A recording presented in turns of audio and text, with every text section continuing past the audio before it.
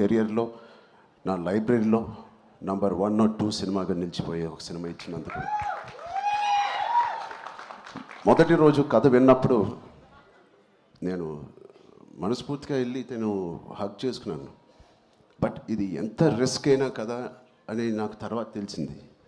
ఇది ఎటైనా పోవచ్చు, బట్ ఆడియన్స్ని ఆడియన్స్ రియాక్షన్ చూస్తుంటే వాళ్ళు రిసీవ్ చేసుకున్న విధానం చూస్తామంటే మనస్ఫూర్తిగా ఎవడైనా ఏదైనా పని చేస్తే కష్టపడి మనస్ఫూర్తిగా స్వచ్ఛమైన మనసుతో పని చేస్తే అది రేజర్ ఎడ్జ్ కాదు, అది పక్క కమర్షియల్ సేఫ్ జోన్ సినిమా కాదు, ఏదే కాదు, ఏదైనా ఖచ్చితంగా హిట్ అవ్వాల్సిందే. అలాంటి హిట్ మాకు ఇచ్చి నిరూపించినందుకు మా ఎఫర్ట్ అందరికీ. So across India and abroad ప్రతి ప్రేక్షకుడికి, ప్రతి చిన్న కుర్రోడికి, చిన్నపిల్లలకి, వాళ్ళు తీసుకెళ్ళిన వాళ్ళ తల్లిదండ్రులకి, వాళ్ళతో పాటు వెళ్ళిన అమ్మమ్మలకి, తాతయ్యలకి, కొత్త కొత్త ఆడియన్స్ని చూస్తాం మేము థియేటర్లో.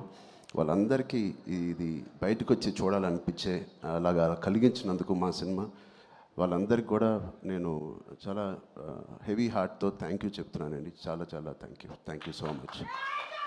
అండ్